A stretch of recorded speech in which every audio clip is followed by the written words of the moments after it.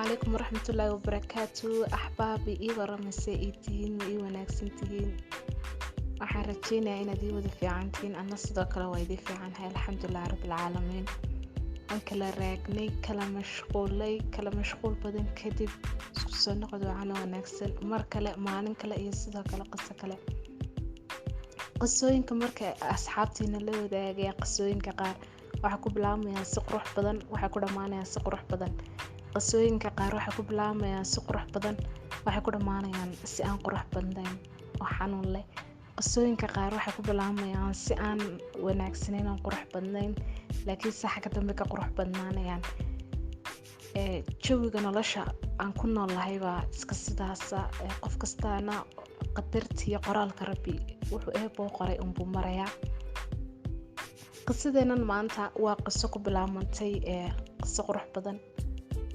dhexdu murugo leedahay aakhirkana aad u qurux badan tahay oo midhodhalkeedii la helayo qoyska waxaan ilaahay ka baryaynaa inuu isku barakeeyo ka yeelo reerkii wada jira wada noolaada wad khayr qaba ilaahay kala siiyo awlaad baariyo biidni raxmaan qisadeena maanta waxaa ku bilaabmaysaa sida tan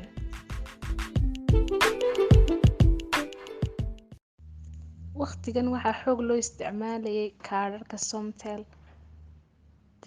habeenada ka mid ah ayaa anigoo kasoo baxay breefadka la yidhaahdo bilaal ayaa soo maray xarunta somtel deeta waxaan soo furtay simkaar somtela waan la soo hoydiyey habeennimadkii islamarkiiba taleefonkan gashaday simkaarkii casheeyey wixii hawl ii taalay dhammaystiray waan seexday abbaare 11kii ayaa waxay soo galay number somtela aan weligeyna hore u arkin inaan arkaba iska daaye waaba markii ugu horeysay aan simkaar somtela qaato kamaan qabanin dhowr misakool kadib waagii baa beriyey waagii markuu beriyey numbarkii muu noqon number sidii ku qanaca laakiinse wuu igu soo celiyay haddana waan ka qabtay marka halkii ka qabtay waaba wiil isbaranay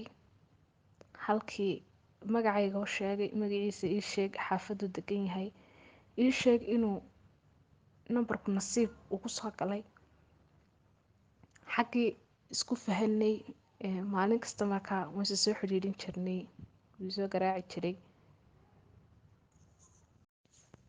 muddaa wiilka isnaqaanaa wax kastoo lasoo kordhaa wax kastoo lasoo darsaa uu ila wadaagaa ana sidoo kale wax kastoo ila soo darsa waan la wadaagaa waxaan noqonay laba qof oo isku sir qarsada anigu saaxiib kale maan lahayn aan isaga ahayn waayo horena qof uu lamaan soo sheekaysan jirin inaan laga reebo inaan 10 qof aan la wada sheekaysto aan la wada hadlo oo simkaarba simkaar ii dhiibo koolba kool ii dhiibo aanu isaga kama warqabo laakiinse anigu ahaantayda qof aan u go-naayn markaa u xidhnaa may jirin laakiinse qof kastoo sheekayga damcaa amba sheeko wadaag ila yeeshaa waan u sheekayn jiray waan la sheekaysan jiray caadi dad isagu wuxuu noqday qof dadkii kale iga dugan oo aan ku sir qarsan karo maadaama aanan lahayn hablo aan asxaab nahay waayo maan baran jirin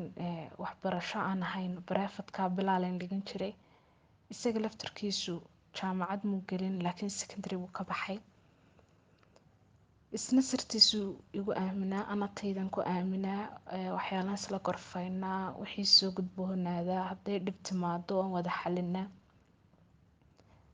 muddo markay sidii aan ku wada jirnay accountiska facebook isku darsanay ayaa maalin maalmaha ka mida duhurnimad ayuu ii imid waqtigaa waqti ka yar horeysay unbuu ila soo hadlay wuxuu ii sheegay inuu hadiyad u keeni doono ay ka gaadhsiin doonto inanuu doonayo inuu iminka xidhiir jacayl la bilaabo maadaama uuna hore u lahayn xidhiir jacayl deeta waayahay baan ku wuri waan ku caawinayaa waxna uma arko deeta duhurnimadkii uu ii imid hadiyadii kasoo qaaday gurigan keenay markuu 40 daqiiqo ku dhawaad ilaa 43 daqiiqo iga sii maqnaa buu koolka igu soo celiyay. Deeta wuxuu igu yidhi imaad weydiin inanta magaceedii, nambarkeedii iyo sidoo kale halkay deganayd. Deeta waxaan ugu jawaabay alla waa runtaa wallaahi kumaan weydiin laakiinse waa caadi weli maan bixin soo maaha. laakiin waxaa kasii qurux badnayd inaan inanta sii garaacon lasii ballamo. Iminkaba waa caadi intaan diyaar garoobayo waan ku ballami karnaa haddiiba ay maanta waqti hayso iminka adigu iisoo diro iisoo sheeg waa wada xasuusisay. Deeta wiilkii wuxuu igu yidhi waa yahay waan kuusoo dirayaa. Markaa waqtiga labadeeda midna WhatsApp ma isticmaali jirin.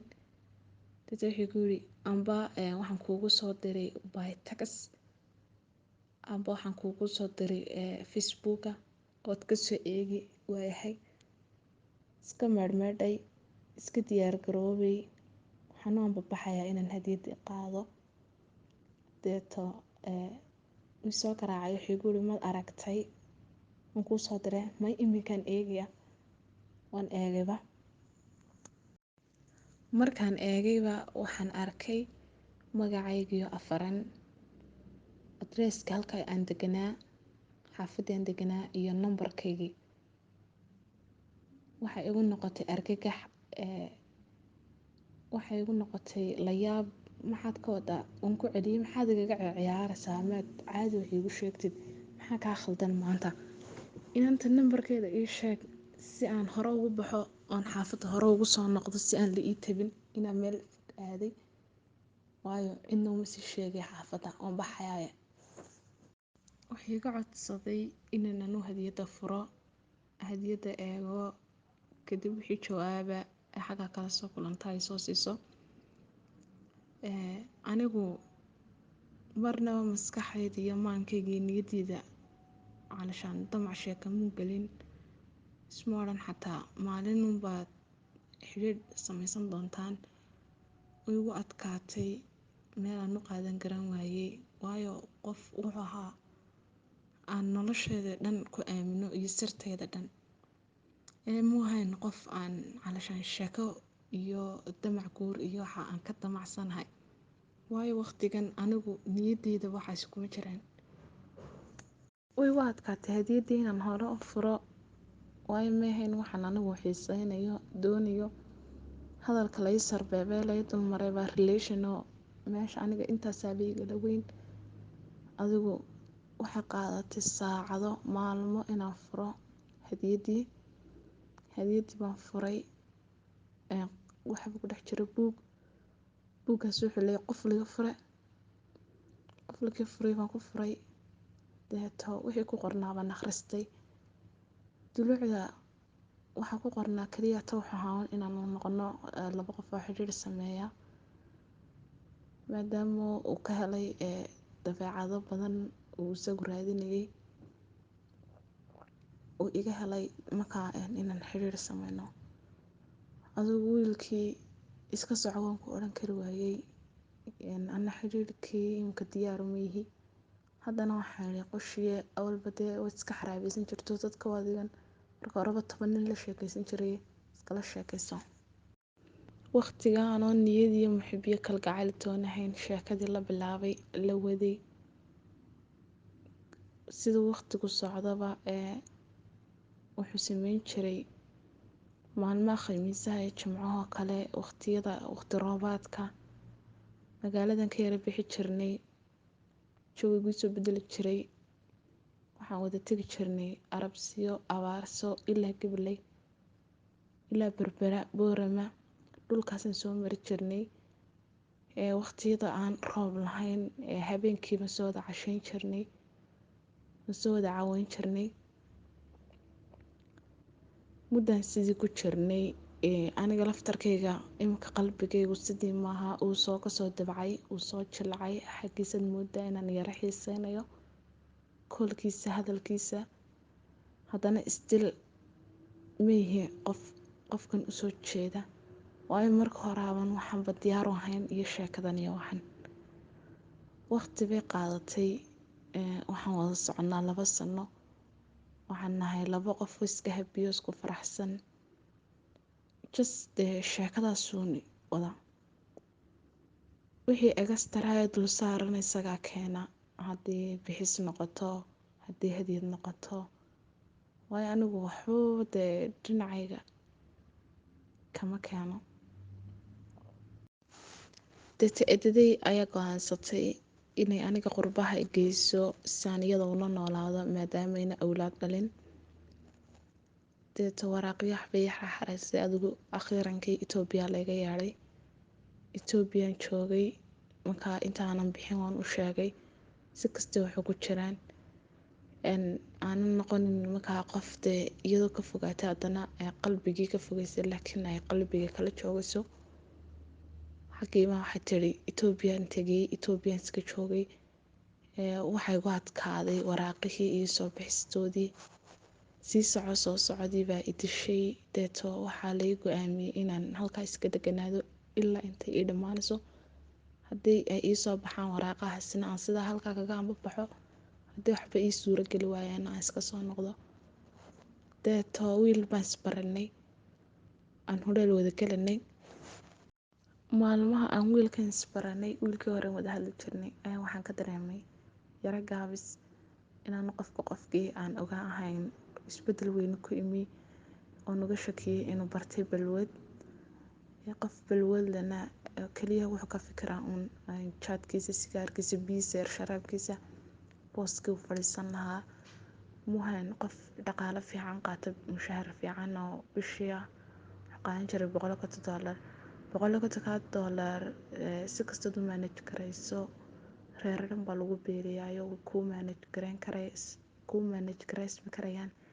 Laakiinse markaad noqoto qof balwad la nool amba balwad la saaxiiba kugu yaraanayaan. Waxaan arkay qofkii ahayn, qofkii qof kale ah. Xagan anigu islahaa adiga dee qalbigaagu fogaanaya, wuu isagii kaliya ta noqday qof qalbigiisu ugu kooban yahay intan yare u cunayo. Deeta waxa dhacday inaan wiilkaas barano. Wiilka aabihii wuxuu ka shaqeeyaa isla markaana xilka haya xukuumad dowlad deegaanka Soomaalida. Wiilkii baa adigu muddo 8 bilood wada sheekaysanay. 8 bilood markaan wada sheekaysanay, waxaan arkay wiilkan inuu yahay halashan wiil mustaqbal doona oo dee rajo qaba. 8 bilood kadib waxay iga codsaday in idhaha labadayadu noqono laba qof oo dee guri xalaal samaystay. Waanan aqbalay. Markaan aqbalay kadib waxaan u sheegay family, labadii family baa la wada xiriiray. Aabahay wuxuu u sheegay ilaa 100 sannadood qaadato inaan maalin ka tagi doono Addis on dibadda u dhoofi doono. Laakiinse inta aan anigu ooridiisa ahaanayo, hadduu igu raacana dee isagu i raacayo, haddii kalena amba ha yeelo amba yaanu yeelin inaan anigu markay soo baxdo aan dhoofi doono. Wiilkii waxna kama diidin, waayahay buuri.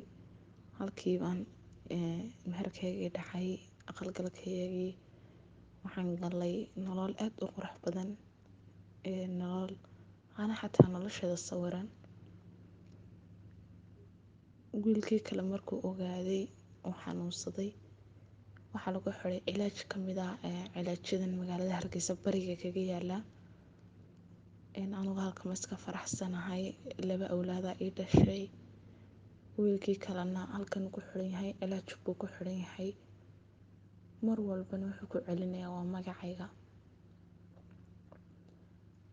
Kolleyda magaalada Hargeysa marka lagu wada nool yahay, waxaa la yiraahdaa waa wada dhig. Marka qof isku kiin garanaya lama waayo, marka qof kaaga soo waramana lama waayo. Markaas liiga soo waran jiray, anna waan u dacayn jiray. Waayo ma ahayn go'aan aan kala tashaday, wuxuu ahaa go'aan aan anigu iska qaatay. Sidaan guurkayga ku dhacay. Deeta wiilkii aan reerka aan oorida u ahaa ayaa iga dhoofay. Markuu dhoofay, anigoo ilmihii 3aad caloosha ku sida ayuu tegay. Deeta wiilkii juuq dambe waan ka waayay. waan yaabay. waxay tiri taba maxaa khaldan sida wuxuu jiraan. waxay tiri intii hore horta maan dareemin, waan iska umulay, waxaan la qabsaday nolosha Etoobiya, waan iska soo umulay, ilmaha yaraa waan iska korsaday. ilma yaraa markuu 7 bilood jiro uunbay igu soo dhacday. 7 bilood ee ilmahaasi jiro markuu salaamu calaykum idinmu soo odhan talo sida wuxuu jiraa maxaa khaldamay. faamiligiisii baan la xidhiidhay, ilmahayo kontaagaan kala xidhiidho ninkaygii, dee sidee wuxuu jiraan. iyagii laftarkooga waxay ugu jawaab celiyeen annaga laftarkeegu ma hayno, adeeba warkaa suganay inaad nagu tidhaahdo nambaraantii hore wuu bedelay, nambaradan uu qaatay, annagu warka ma hayno. markuu baxayay iyo sababtuu u baxayay iyo wuxuu u tegay toona noomuu sheegin. adigu wiilkii markuu maraykan buu tegay. markuu tegay wuxuu noqday dadkan drugska isticmaala. iyadu markii hore waxay ka caawinaysay jaad keliya iyo sigaar, oo dee iyagaba aan ognahay dhibaatooyinkay leeyihiin, ayaa haddana dhibaato tii ka bilaaran oo ka weyn ayaa timi. deta ilmihii yaraaye waqtigaa 7 bilood ahaa waxay tidhi markuu jiray 2 sano iyo 8 bilood ayuu wiilkii dib noogu soo laabtay. annagoo markaa caruurtii la rafaaday oo faamiligu biilkiina siinayn aanu nagu filayn, oo hadduu ilmo xanuusto aanan hayn waxaan kusoo daweeyo, hadduu midi wax kusoo kordhaan aanan hayn waxaan ku dabaro, oo faamiligayaga caawinta ay caawinayaan ay nagu filaan weyday, ayuu dib u soo noqday.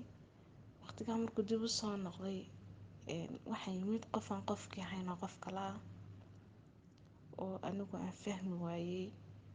habeenkii oo dhan naga maqan, maalintii oo dhan sidii meydka waran, jasadkiisa iyo jirhkiisa iyo wax kasoo urayana aanaan shaqo ku lahayn.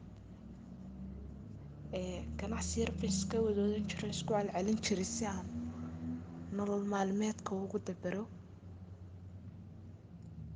sidii ahayd deeta waxaan go-aansaday inaan magaaladii dib ugu soo noqdo, maadaamay suuro gali waayeen wixii aan halkaa muhiimadii weyneedan ku tegay. adigu waan soo laabtay, hargeysaan imi. hargeysa markaan imi waxaan dalbaday in markaa wiilkii layga furo.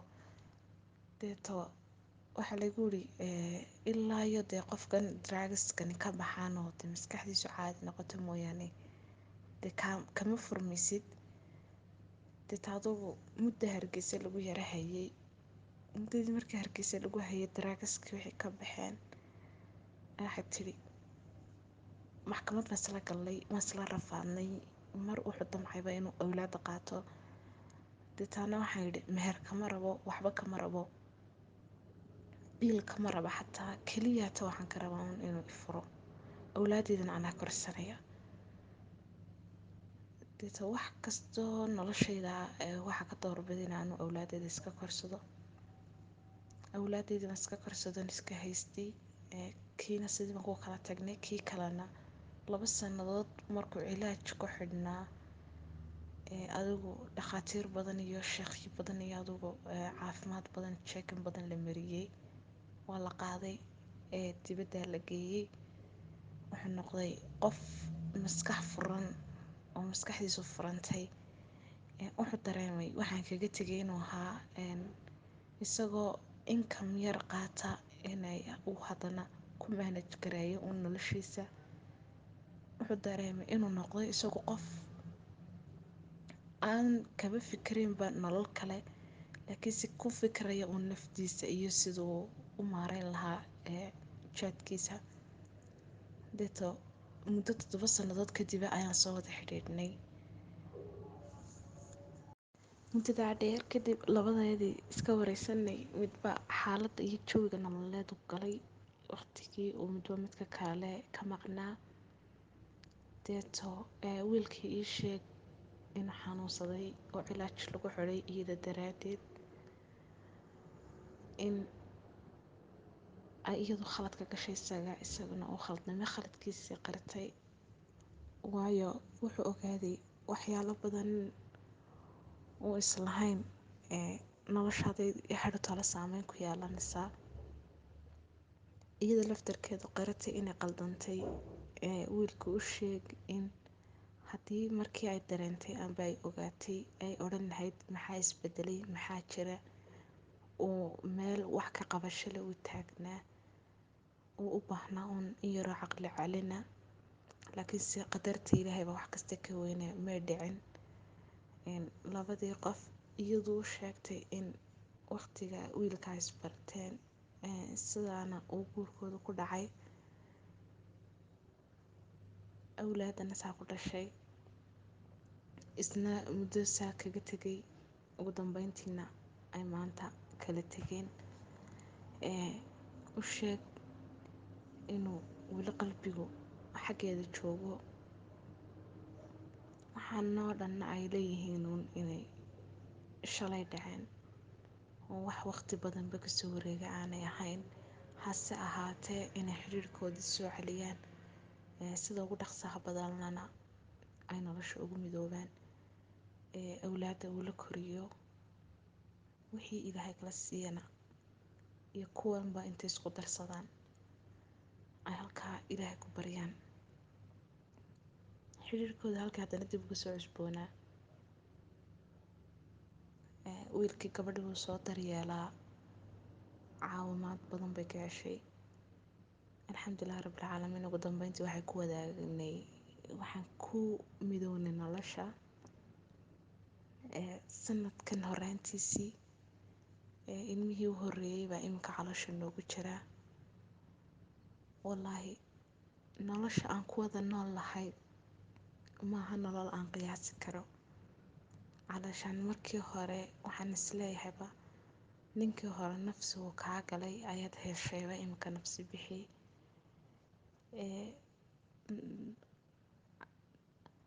waqtigaa dhanee naga lumay baabaan ka qoomameynayaa iminka.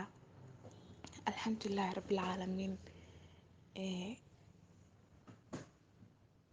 iminka ilmaha yar markuu noo dhasho waxaan ku tala jirnaa inaan magaalada ka guurno, oon xaggan qurbaha u guurno ilaa caruurta.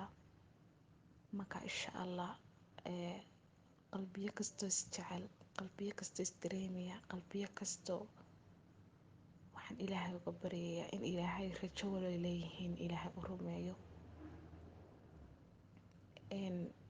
qof walowba qofkaagu isagoo kuu maqan haddaad mistake yar ka aragto, waxaan kaa codsanayaa inaanad kaga tegin mistake-ga. wixii aad toosin karaysa la toosiso.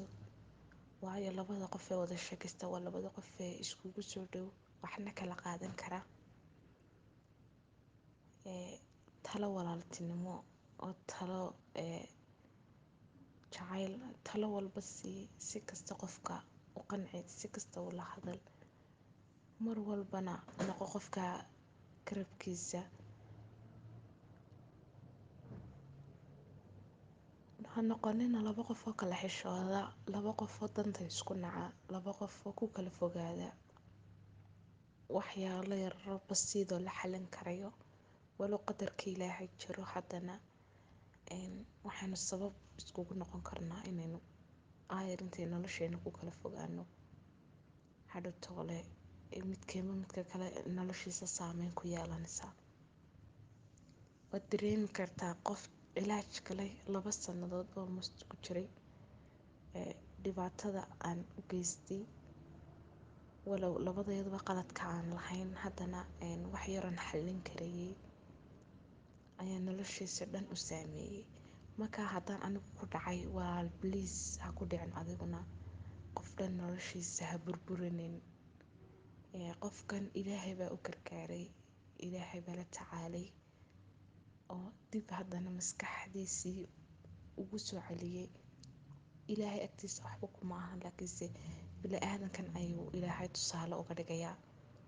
qofkan maskaxdiisa waa soo noqotay. waxaa jirta kumanaan aan maskaxdooda soo noqon, kumanaan noloshooda ku waayay oo iyagu isdilay, kumanaan dhibaatooyin kala duwan la kulmay. marka bliis waxaad adigu gacantaada ku xallin karto afkaaga ku xallin karto, qoraal aad ku xallin karto, bilis ha kaga doorbidin inaad qofkaa kaga fogaato. Asalaamu calaykum waraxmatullaahi wabarakaatu. Waad mahadsantihiin.